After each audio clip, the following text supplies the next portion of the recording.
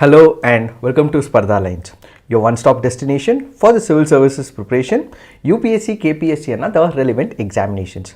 Today we have picked up important articles from the Hindu which are very significant from your GS paper 1, GS paper 2 and GS 3 perspective. Let's get started and look into the first article. The first article is speaking about India's statistical performance on the global stage. The first important factor that we have to understand is with respect to certain data about the United Nations. We will also look at how statistics in India is calculated and what are the issues and concerns with respect to the World Bank's report of late. First, what we have to understand is with respect to the United Nations Statistical Commission. This article makes a reference to the United Nations Statistical Commission, so that becomes the first key important parameter from the preliminary as well as the mains examination point of view. So the United Nations Statistical Commission was established back in the year 1947. It is the highest body of global statistical system, bringing together chief statisticians from member states from around the world.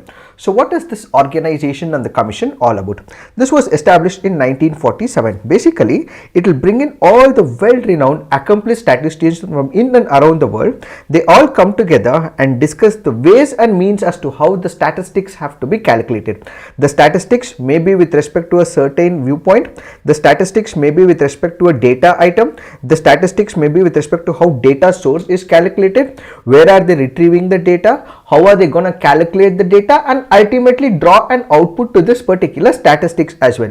Let's say for example, there are about 174 odd countries as per this data that is given by this commission. So according to it, how will they pick up the data? For example, there will be administrative units in the respective countries. So let's pick the data from these administrative units, or there can be sample surveys that are conducted. For example, I am a person running one of an organization. So I have employed about 10 people.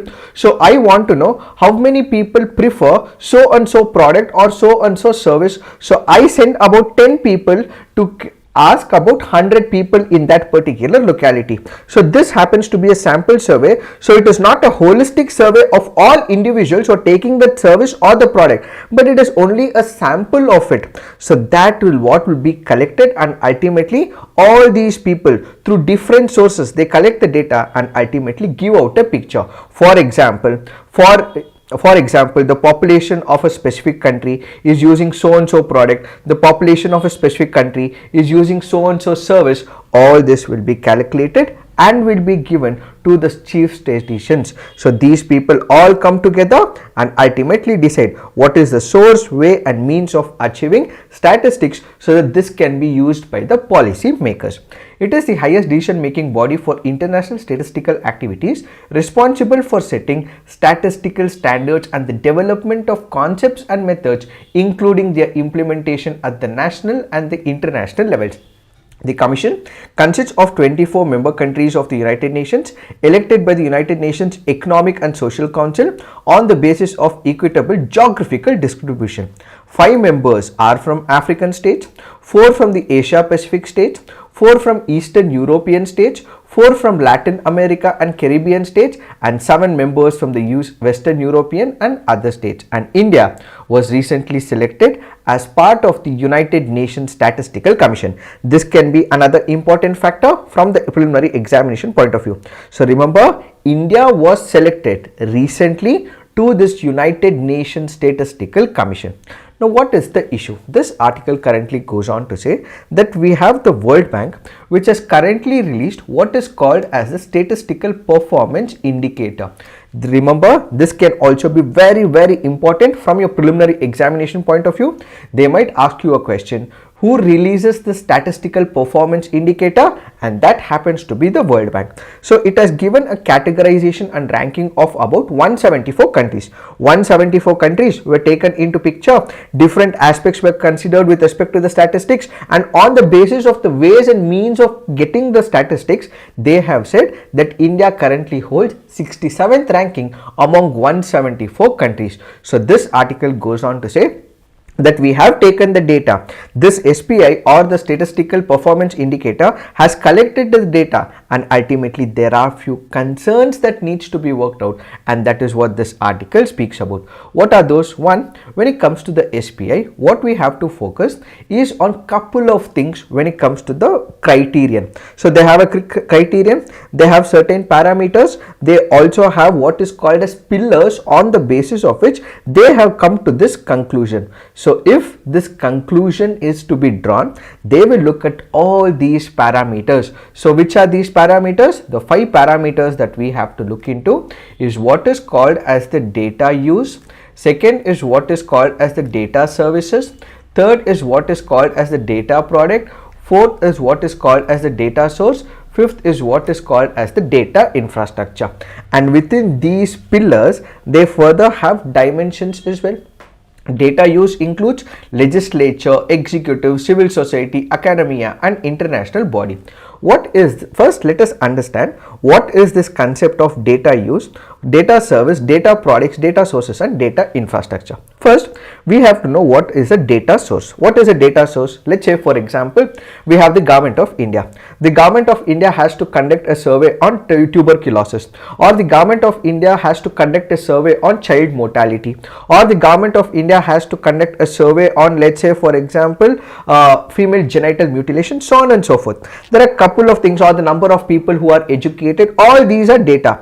For example, in a specific locality, out of 100 people, about 50 people have undergraduate degrees, then about 10 people have postgraduate degree, so on and so forth. This is the data. So how is the government picking this data? This data has to be sourced from something. They have to either pick it up from surveys or to the newspaper analysis, or there is a project that is appointed, or there is census data. So where am I picking this data from? That happens to be a data source. So data source is that particular platform through which the government or is picking up from that particular data. That is what is called as a data source. So as part of data source, what you will have is a statistical office. You will also have is an administrative data. You will also have geospatial data, private sector data, citizen generated data. So we have the Government of India, the NSO, National Statistical Office, which is a statistical office. Then you also have Registrar General of India, which happens to collect data with respect to the population. So this happens to be nationally organized data collectors. Then you have the administrative data. Let's say for example, there is one of the government department or one of the government agencies which is taking the data. We can have the Ministry of, let's say, Commerce. Within the Ministry of Commerce, there are a couple of departments which actually pick up the data, which is with respect to a specific group or specific functionality. Then we have geospatial data, which is nothing but with respect to a specific region. Let's say for example, we are speaking about pollution. Then we have geospatial data that is considered only with respect to the National Capital Region, Delhi. Or we have to speak about let's say the traffic issue that happens. There are geospatial data taken with respect to major cities, for example Mumbai, Bengaluru, Delhi, so on and so forth. And then we have the private sector data, where private agencies, civil society organizations, they all collect the data. This becomes the data source. So what is a data source? Where am I picking this data from? Who is conducting this activity? How is this activity undertaken? That happens to be the data source. Next, what we have is the data infrastructure. What is this data infrastructure? For me to collect this data source from a specific person or from a locality or from a larger region, what is the infrastructure that is required? One, I do require the human infrastructure. The second, what I require is the physical infrastructure. The third are the people employed and the skills that are required and the collaborations that we have to undertake. What is this data infrastructure? For which what we require is a legislation and the governance. Let's say for example, we have the census that the Government of India conducts for the year 2021 with respect to the population. Do we have a law? Yes, we have a law. Do we have a mechanism? Yes, we have a mechanism. Do we have a government set up ministry? Yes, we have the Ministry of Home Affairs. We also have the Registrar General of India. All structure that has been put in place via a legislation and a governance structure, and this will require a certain standards and methods to be done. So what we have is a digital mode which will be used for the very first time for the year 2021. So how am I gonna do it? Is it on an analog basis? Is it only the digital mode, or it will be a paper imprint? All the methods that will have to be devised for the data infrastructure. What is the skill that is required? We need the human resource. These people go and collect the information from house to house, so they will also have is a book or a pen or a tab with them, and they will also collaborate with the civil society as well, NGOs working in a similar situation. And what they will also require is the finance. So for this entire exercise to be undertaken, they require finances. That finances will also have to be provided either by the government or by the private or by the civil society. So where am I going to source this information? Where am I picking this information? Is data source, and the required infrastructure to run the operation is the data infrastructure. And who is making use of this data? So I have picked up this requisite data infrastructure paper right now. So this data can be used by the legislature. That is the data use. So the census. So the census has said that we have about 48% who are the women. So if I have to provide results, Government of India recently has come up with a legislative mechanism for the women reservation where 33% will be reserved. How is the government making use of it? So the legislature says we will provide 33% of the reservation for the women. That is what is data use. So how am I going to make effective use of it? So the legislature will make use of it, the executive will make use of it, the civil society will make use of it, the academia and the international body will make use of this data, and ultimately services will be provided to them. So with this data, the legislature will say that this has been the mortality rate in this specific region. So for this region, I'm going to infuse a lot of money. So I've picked up the data through the infrastructure. I know that this infrastructure module or the data will be used by the legislature, and they devise a program which is the data services in itself, on the basis of which quality of the data releases, richness and the openness of the online data, effectiveness of advisory and analytical services, and whom are we going to bring impact to, and what is the final outcome for it. Let's go back to the sustainable developmental goals. The sustainable developmental goals speaks about hunger, it speaks about water, it speaks about health, it speaks about education. So this data on the social front, on the economic front, on the environmental front, on the institutional front, whether this data has been used to bring productivity and the outcome has been defined with respect to the sustainable developmental goals will all be taken into picture by these SPI. So the SPI that we are speaking of is with respect to the release that has been made by the World Bank, and this will be ultimately used to develop statistics and come up with the policy making mechanism. So this is what is the general parlance or the general picture with respect to the SPI. Now what is this article speaking about? The article takes a reference with respect to India. So with respect to India, we have data used by international organizations, data services, data products, data sources, data infrastructure, so on and so forth. It goes on to say India's score for 2019 SPI overall is 70.4. For the pillar 1, it is about 80 as shown in the image. For the pillar 2, it is about 88. For pillar 3, it is about 59. They have rounded off it to 60. For the pillar 4, it is 69. And for the pillar 5, it happens to be about 55. So this is the data. So 100 is a maximum, and then we are being able to achieve these data. So the latest available scores are from 2019. According to these scores, India's overall SPI scores is at 70.4, and India's lower performance in the data use and data products pillars with score of 80 and 60 respectively, resulting in poor ranking, says this article.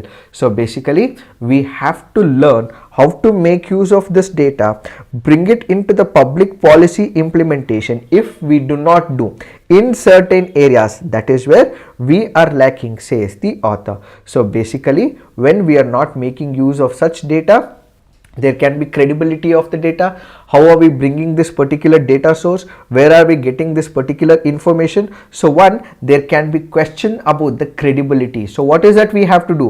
Whatever source that we have picked up this data from, that has to be marked in a clear-cut manner. So the first major issue is this may create credibility issues of a country with respect to the data. So this has to be done with utmost integrity is the first major feedback. The second is with respect to the competence of the statisticians who is devising the statistics. For example, within India, if there are people who are not much educated, they do not know a value of it, they are run by an ideology, or they are fabricating certain data, all this will have to be taken into the picture. So the second major concern is with respect to the competence. Who is the person who is looking into it? Who is the person who is coming up with this data? Whether they have the competence to look into it. So the second major factor is with respect to the competence, and the statistical methods that they devise will also have to be kept update as well. So basically, when it comes to SPI, all this is the data that is given by the World Bank, and what we have is this data with respect to India. So the article in this particular case goes on to point out that when it comes to India, the score in the data use category depends on how different sectors of society, including the legislature, executive, civil society, academia and international bodies, utilize the statistics produced. The pillar data products anchors the national statistics performance around the world, essential data required for sustainable developmental goals. To improve upon this, India has taken right step by conducting multiple indicator survey, comprehensive annual Mandela survey in NSS 78th round and 79th round respectively of data with respect to the SDGs, and this is the overall score, and this is the change that has taken place. So in 2016, in 2017, 18 and 19, how has India taken this change is what is this article all about. So basically, if you look into this article, it gives few suggestions as well. Kindly skim through this article. All that you have to do is just read this article, but the major part has been explained. All that you have to do is just skim through this article, which goes on to say some of the measures and the data that is given in this part of the article. Just read through it, but the major part that we just discussed is what is important from the examination point of view. Now let's look into the next article. This article here is speaking about the constitutional ideas. What is this constitutional ideas all about? This article goes on to say that of late we are discussing about couple of ethos and values with respect to the Constitution of India. One of the major ideas and the thoughts that is being brought into picture is that we are replacing the colonial legacy with the true Indian legacy, which means to say we have the parliament which was designed by the British. This is replaced by a new parliament designed by Indians. That is the first point. Second happens to be with the usage of the name India. The Article 1 of the Indian Constitution says India, that is Bharat. Preamble also says we the people of India. So whether India has to be used, whether Bharat has to be used, a debate has been reignited of late as well. And this also means that it was the British who went on to use the name of India quite frequently. Yes, it might have been the Greeks who might have given this name as India, but it was the British who used this name, and it was they who made it a permanent nature. So replacing British India with new India and replacing India with Bharat is another call that they have taken. And added to it, the author also goes on to say that when we look into the Constituent Assembly debates and some of the values espoused, we also have Mahatma Gandhi ji, who went on to have a different perspective about the constitution of the country. So what the author says is that when it comes to Jawaharlal Nehru or when it comes to Dr. B.R. Ambedkar ji, they had a very specific idea about the constitution and how the country has to be run on the basis of this constitution. But this constitution paradigm that they thought of was different from what Mahatma Gandhi thought of.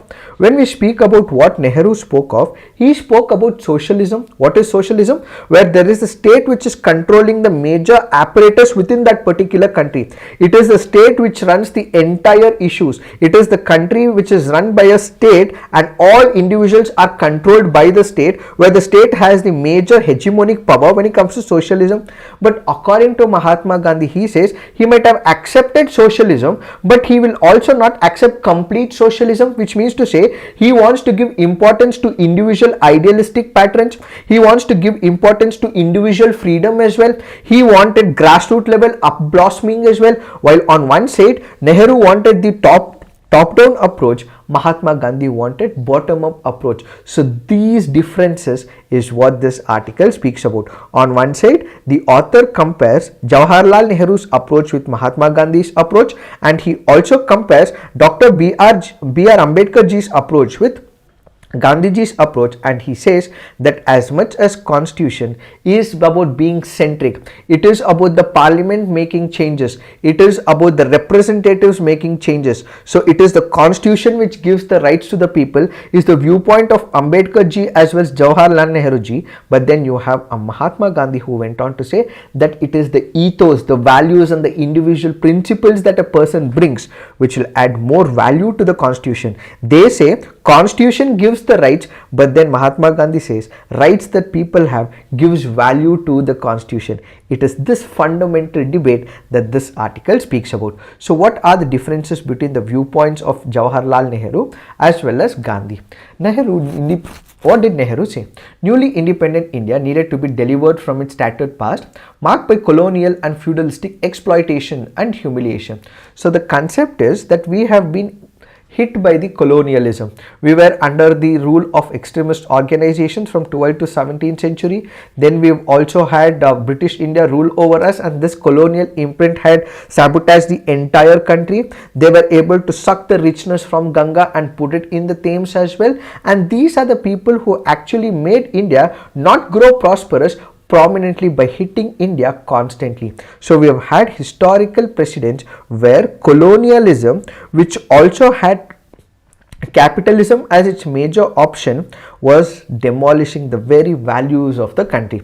So what did Jawaharlal Nehru feel? He felt that colonialism is equal to capitalism. So capitalism should not be present in the country. So if socialism is brought into the country, the state would take control of the land, and this land can be equally distributed to the people in and around the country. So what was Nehru's thought? Nehru's thought was that he wanted to bring socialism into picture.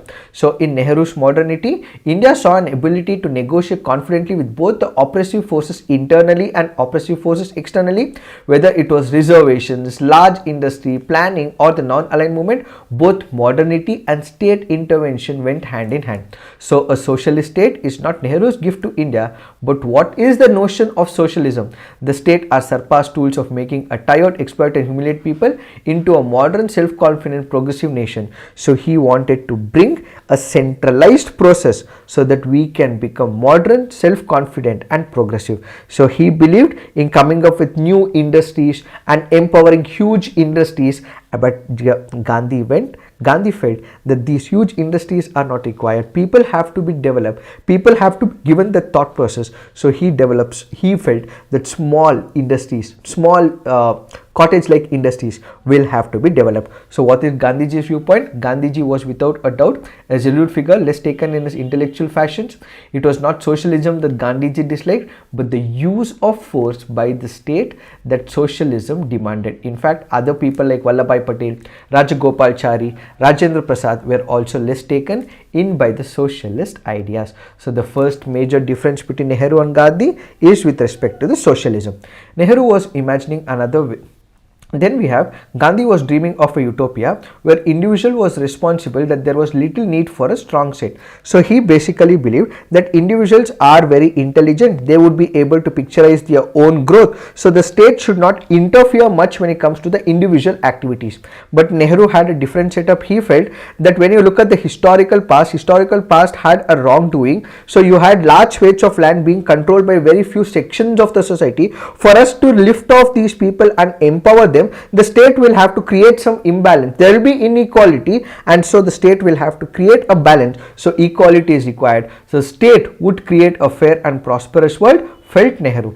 Nehru created a mechanism forcing individuals and businesses to conform a state-determined planning process, while Gandhi wrote about self-realized individual responsibility when he held forth on distribution through trusteeship. For Nehru, India needed to be rebuilt as fast as possible. Only then he could be privileged, expect to be free.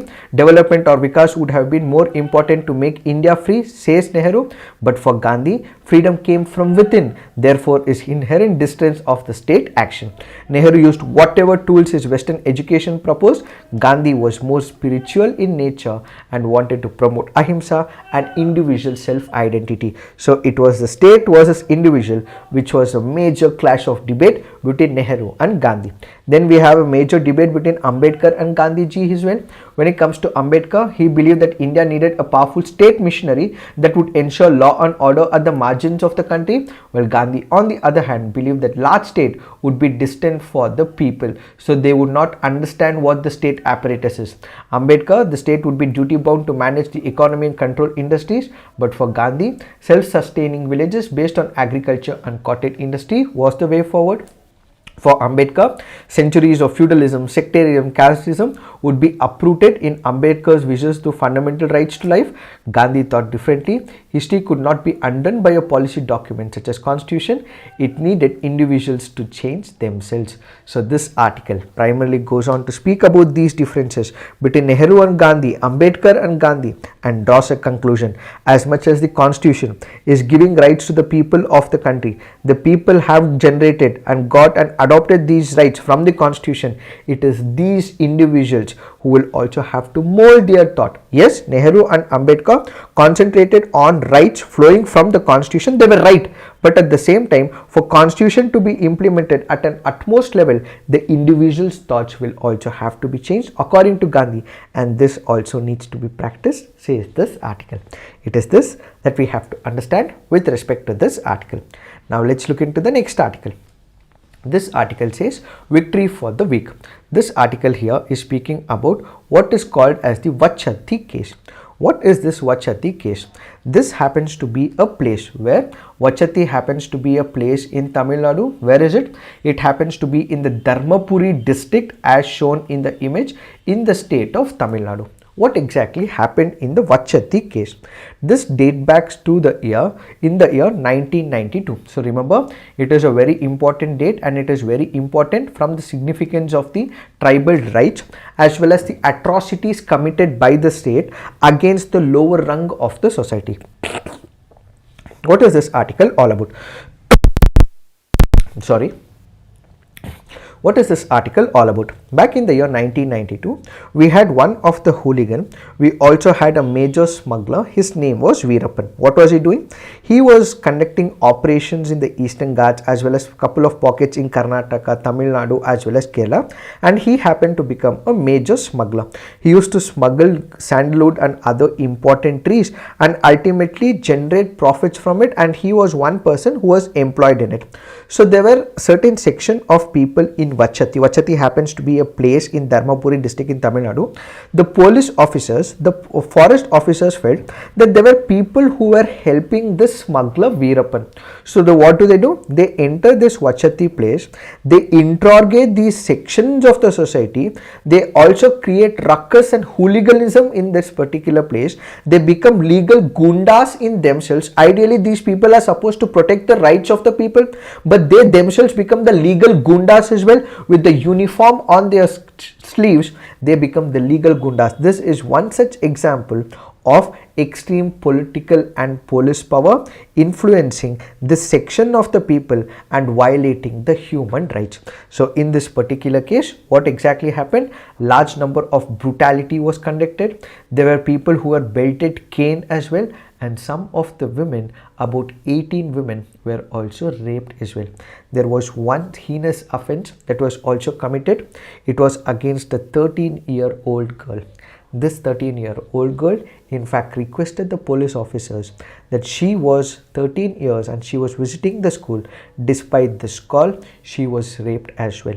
So this happened to be one of the incident that happened in Tamil Nadu, where a certain section of the people who were assumed to have been supporting these smugglers, they might be supporting or they might not be supporting, but the point is the police atrocities that have taken place, the government atrocities that have taken place, the forest officials who went on to this place and they hounded this particular place, and ultimately they collected money, they destroyed their places, and in fact their women were raped. Ultimately the state was to be prosecuted. These police officials were to be prosecuted. But as we know, the state during that particular period, the government started supporting the government employees, which happens to be the forest officers as well as the police officers. At that particular moment, there were a number of people who were also present. These people were present in the Sitteri Hills. Sitteri Hills is another important factor. Remember, this Sitteri Hills is in Dharmapuri district. Because of the large scale atrocities that were being committed by these people, some of the people moved to the Sitteri Hills and they start hiding as well.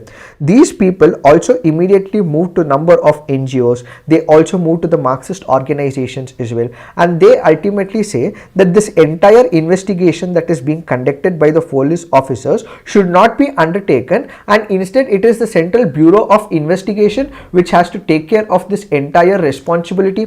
So the CBI looks into this particular case, files a charge sheet on for the very first time. Whosoever is named in the charge sheet, all these people named in the charge sheet were ultimately thrown behind bars and were held culpable, and they were supposed to be prosecuted. So they were convicted. So the Sessions Court in this particular case convicted them. So the CBI undertakes the investigation, and CBI holds that all those people whose names are in the charge sheet ought to be thrown behind bars. The Sessions Court looked into it. For next 15 years, it looks into this entire trauma that these people felt, and ultimately whosoever was involved, more than 180 people who were involved, were ultimately convicted by the Session Court. This Session Court verdict was ultimately challenged in the High Court. Now, in the present situation, what we have is the High Court, which has actually upheld the viewpoint and the judgment made by the Session Court.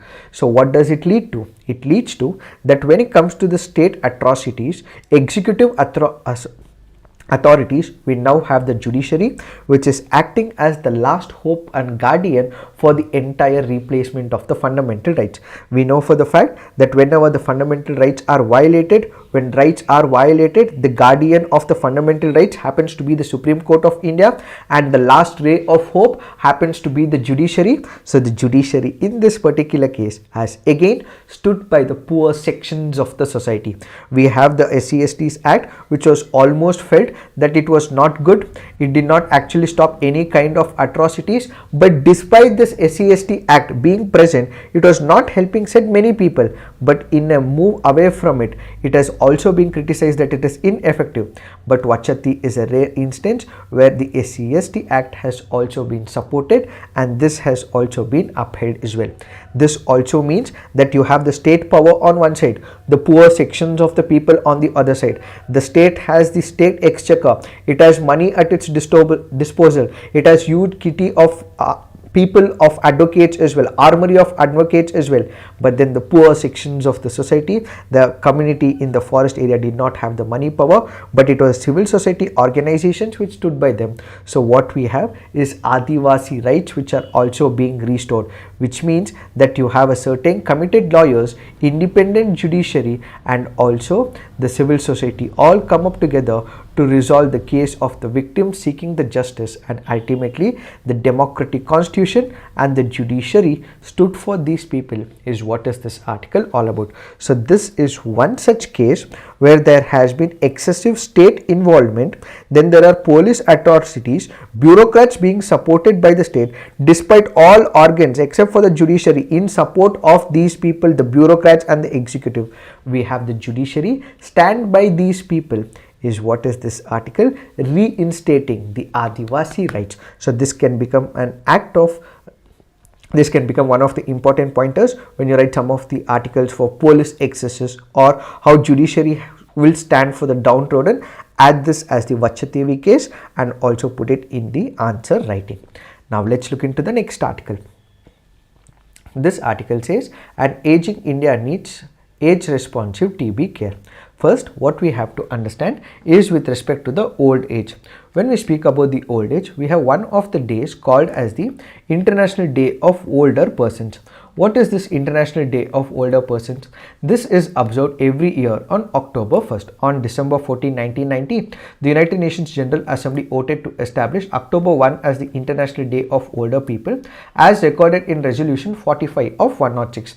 The 2023 theme is fulfilling the promises of the Universal Declaration of Human Rights for older persons across generation. Why is this being observed? That is because when it comes to all of us, it is those old age people who are now the senior citizens who have taken care of us. So let's respect them. At one point of time, they were young, they have taken care of the children as well as the babies as well, but over a period of time, it is the act of the nature that they will go old as well, and as and when they grow old, they have to be taken care of. They have to be given all the geriatric care. They have to be taken care of their health. Since they become weaker and weaker day by day, they have to be taken care of. Added to it, these generation of the people have a lot of wisdom. They would have learned their life experiences. The same will also be perforated. The same will also be transferred to the future generation as well.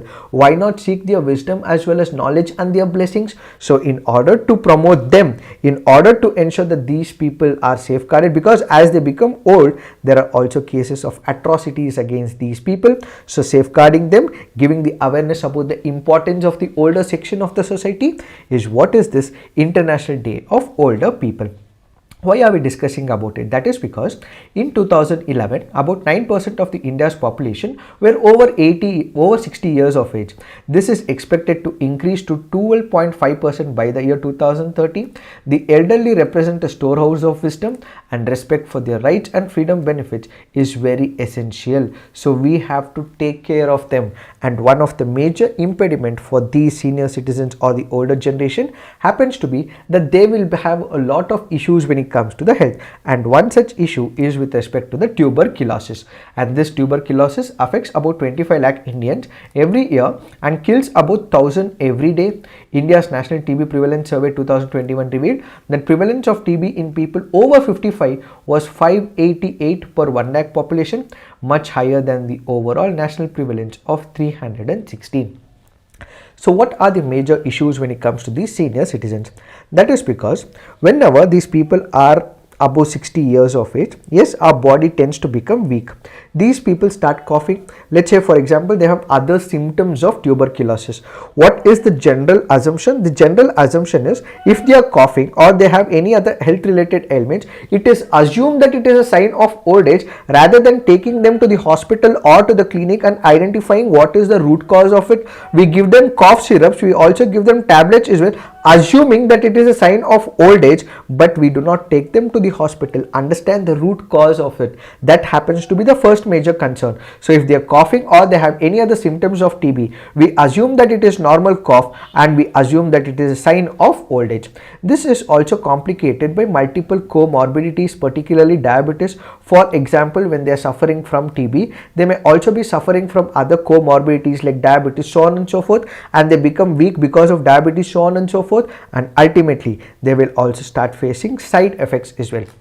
And these people over a period of time do not have the social and emotional support system. Why? Because you have the younger generation who are almost in the working mode. They constantly work as well. They also have their own aspirations as well. So these people are at home. They do not have the support of their family members. They do not have anything to speak about. They do not have the society which speaks to them, interacts with them, and they do not have the emotional support with them. So this is why we also have Ratan Tata ji, who also came up with an app as well. Why? Because these people have no one to speak to. These people have none of them where they can be given the emotional support. That is another issue with respect to the senior citizens.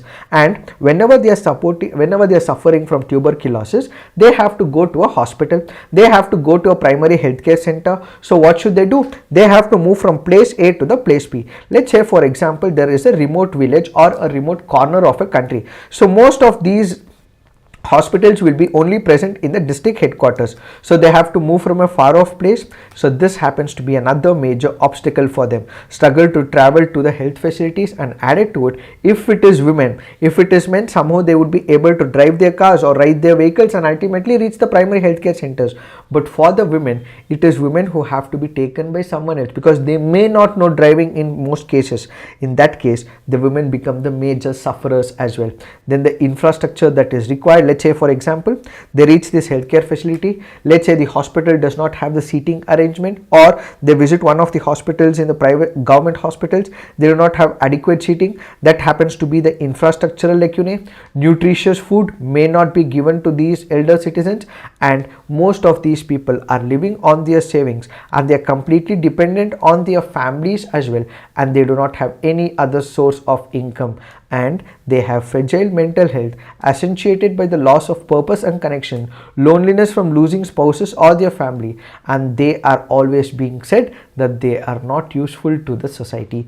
So these are the concerns with respect to the old citizens, senior citizens, as well as the concerns that they face when they are suffering from TB. In order to overcome this particular issue, the article goes on to say that what we have to do is follow holistic care models. Remember, this is another article, but this is also with respect to TB. So we have gelled both these articles together. So the author goes on to say that whenever a person goes to the hospital, let's say he says cough. This person who says cough or he has fever, let's say he is a person above 60 years of age, it should not be with respect to a specific disease, which means to say he goes for, let's say, one of the issues. The entire body will have to be checked, because a senior citizen or a person who is old will have multiple other issues. So what we require is a holistic care model. It should not be disease specific, but the entire body analysis and root cause issues will have to be identified. We have to build capacity among the health professionals at all levels. One, if it is with respect to a specific disease, they would be able to understand that this person has come for so and so disease. But what if a person will require a holistic approach with respect to the health? In that case, healthcare professionals will also have to be taught as well. So they require some education and training that will have to be done by the government. Elder focused community care model with linkages to local caregivers, doorstep delivery of medicines, age responsive peer support, counseling for the old people will have to be taken up. Elderly are included as a separate category in the TB reports. Whenever TB reports are being undertaken and a survey has been undertaken by the government of India, TB should not be with respect to just about numbers or men and women. A separate tabular column with respect to the senior citizens will also have to be initiated, so that these numbers can be used for the policy initiative. Finally, we need a stronger research agenda focused on TB in the elderly to better understand state specific trends in case finding and outcomes among elderly people with the TB. So if we have the data with respect to the senior citizens, what measures have to be taken with respect to a specific region, with respect to a specific locality, with respect to a specific area, and desired policy initiatives can be taken up for this section of the people, is what is this article all about. Another related article with respect to J&J, it speaks about TB drug. The TB drug happens to be Bedaqualine. So remember, when we speak about Bedaqualine, it is the first drug for tuberculosis or TB to be globally approved in over 40 years, and it is less toxic and more effective than traditional TB treatments. So this article says it is about Bedaqualine, and Bedaqualine is given for patients who are suffering from tuberculosis. Now let's look into the next article. This article says the largest climate action lawsuit against 32 countries.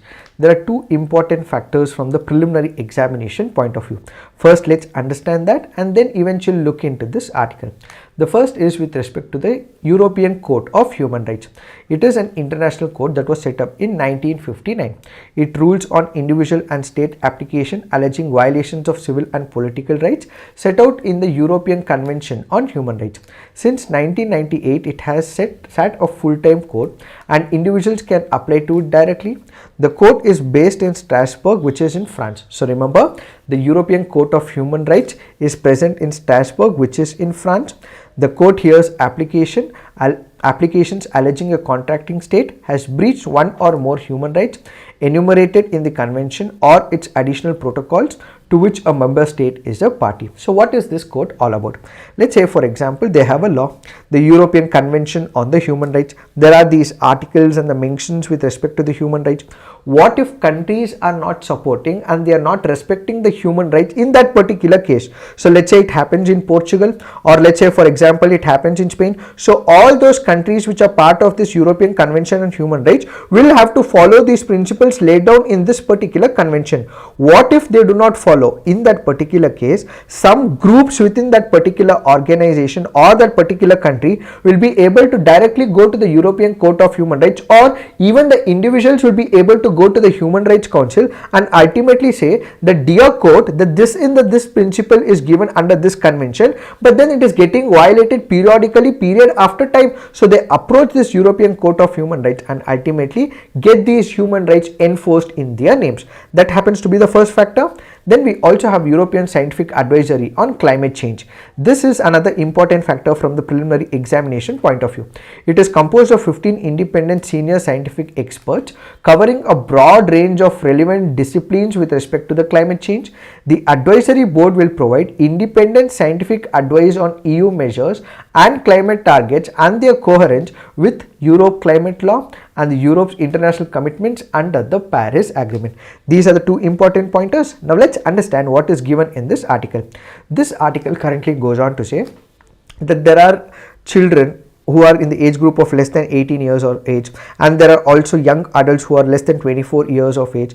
These people go on to say that we have the Paris Agreement. The Paris Agreement goes on to enunciate and say that there should not be global carbon emissions beyond 2 degrees centigrade, and if possible it should not be beyond 1.5 degrees centigrade, so that temperature should not increase. But of late people are not focusing on it, and then European countries are not upkeeping themselves to this particular benchmark laid by the Paris Agreement. And as a result, these individuals who are in their teenage, they have now filed before this organization, that is the European Human Rights Court, and they say that their fundamental rights is getting violated. How are their fundamental rights getting violated? There have been ample number of climate change disasters. For example, there have been forest fires as well, there have been wildlife fires as well, there have been drought-like conditions as well. There are many other conditions that have come up where people have lost their lives. 60 people have lost their lives, 20,000 hectares of forest have lost. So these people feel because of all these climate change induced anthropogenic factors,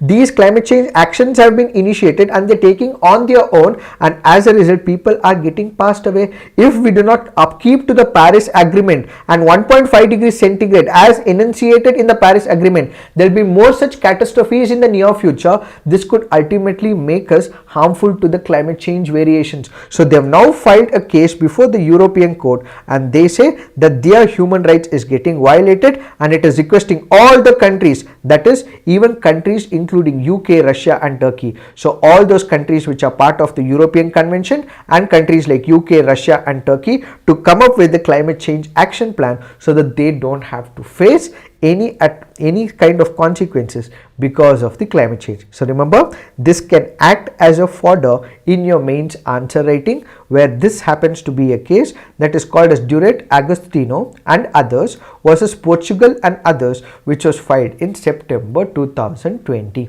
So this can become another important fodder or the pointer for the examination point of view when it comes to ecology and environment. Now let's look into the next article. This article says how government agencies use commercial spyware to target opponents.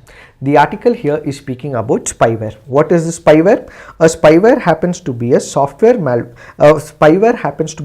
which has a malware in it. So it is a malicious software. So a spyware is nothing but a malicious software whose intent is to capture the data, steal the data without the consent of the user.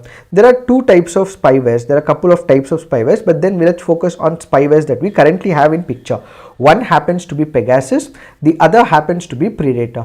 We know about Pegasus spyware, where it happened in India as well, where you have one of the softwares or the WhatsApp which is constantly monitoring what that individual is doing. This also happens to be a zero-click malware.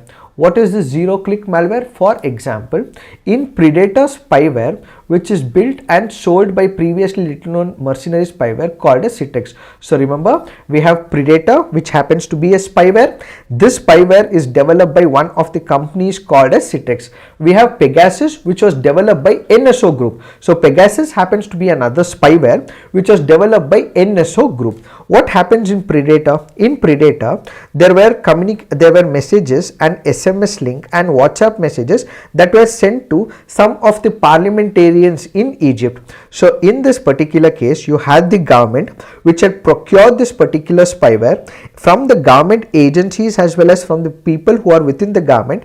SMSs were sent to these people who were like the opposites, who were like from the opposition political parties.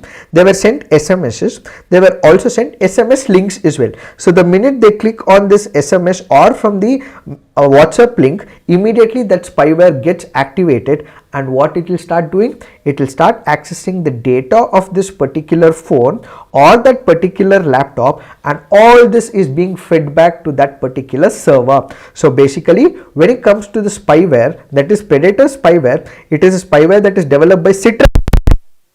SMS message, normal message or WhatsApp link message, the minute you click on it, only then that person's phone's activation happens, and it will be able to disperse the data, send data from that mobile phone to wheresoever that particular server of the hacker is located.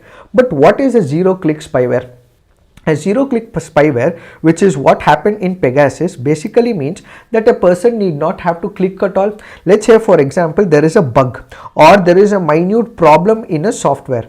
This particular software will have a bug, and as a result, they make use of this particular bug and they insert their code into this bug. So despite us not clicking the message or the WhatsApp link, the code will get activated on its own because there is a small bug in the software and in the programming language. So Predator happens to be not a zero-click spyware, but Pegasus spyware happens to be a zero-click spyware. In Predator spyware, we have to click on the message, we have to click on the link, only then that particular program gets activated. But in zero-click, there is a bug within the software, and this bug is identified by the company which is writing this particular program, and this will be ultimately taken to take the data from whosoever happens to be the individual targeted. What is commercial spyware? Let's say when it comes to spyware, let's say I am a hacker.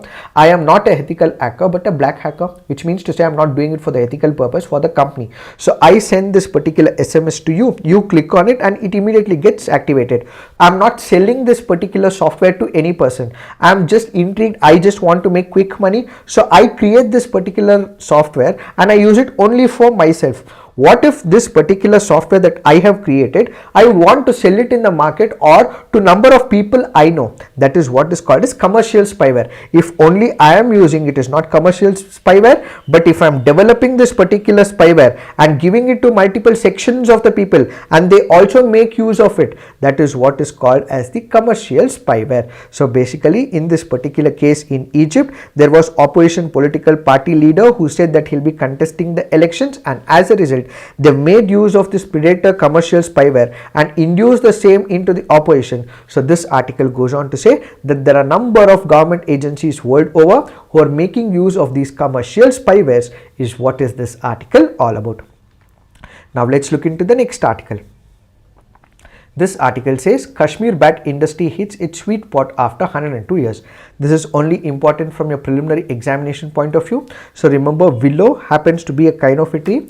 It is a species of deciduous trees and shrubs found primarily on moist soils in cold and temperate regions of the north hemisphere. Willow wood is also used in manufacture of boxes, brooms, cricket bats, cradle boats, so on and so forth. This, if you remember, is very important from the preliminary examination point of view. And where is it grown in Kashmir? In Kashmir's bat industry, it is mainly concentrated in South Kashmir's Pulwama and Anantnag district, with willow groves growing in the wet islands nearby. Around 200 bat manufacturing units engage around 50,000 people for the production. So this article says that because of the World Cup, which we'll be having very shortly, the Kashmir bat industry has seen a prosperous growth, says this article. Now let's look into the next article.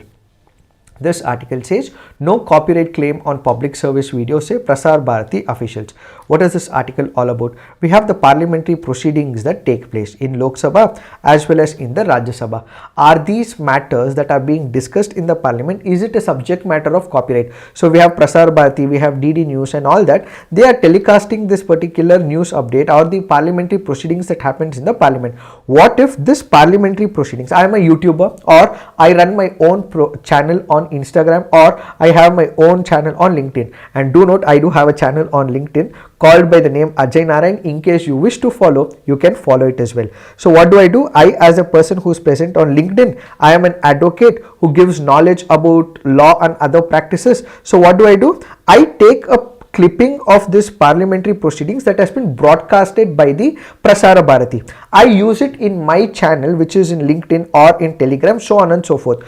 Can Prasar Bharathi sue me saying that this is a subject matter of copyright? No. Why? Because when it comes to parliament and the parliamentary proceedings, we are the people who have selected them, they are speaking for us, so this is not a subject matter of copyright. So all those videos with respect to the parliamentary proceedings that are being broadcasted by Prasar Bharathi, if someone is using it, it can be a YouTuber or a person, or it can be a person who's doing reels on Instagram, or he's putting it on his LinkedIn profile, or it is a person who's telecasting it, whosoever the person is, then Prasar Bharathi cannot issue copyright violations. And this is what Prasar Bharathi has also clarified, that if a person is using these parliamentary proceedings, nothing will happen. This is not a subject matter of copyright, and no copyright claims or issues or notices will be issued, says Prasar Bharathi. It is this that we have to understand. Now let's look into the next article. This article here is speaking about Karman Line. This is important from science and technology point of view. So remember, Karman Line is with respect to space. What is it? We have a boundary called as Karman Line. It is located at 100 km above sea level.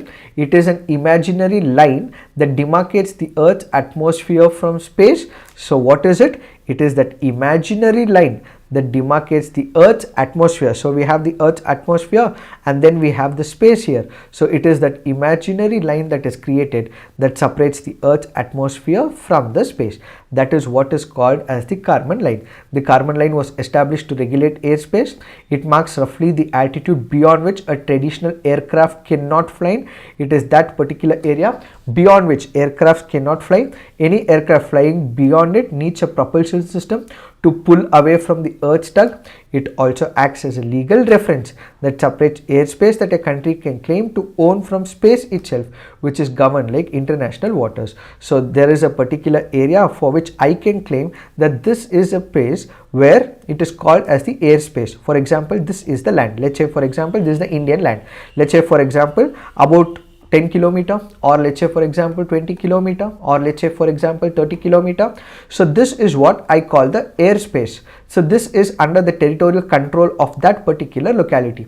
But what if there is a space aircraft or something like that, or a rocket which is at about 40 kilometer? Can this particular country claim that at 40 kilometer this space is the airspace of that particular country? No, because it belongs to the space, and space is for the entire humanity. So what is Karman Line? It is located 100 kilometer above sea level, and it demarcates the Earth's atmosphere from the space. And it also says if there is an airspace that a country defines as so and so demarcated, above that will be completely the space. So to differentiate the atmosphere and the space, what we have is the Karman Line. Now let's look into the next article.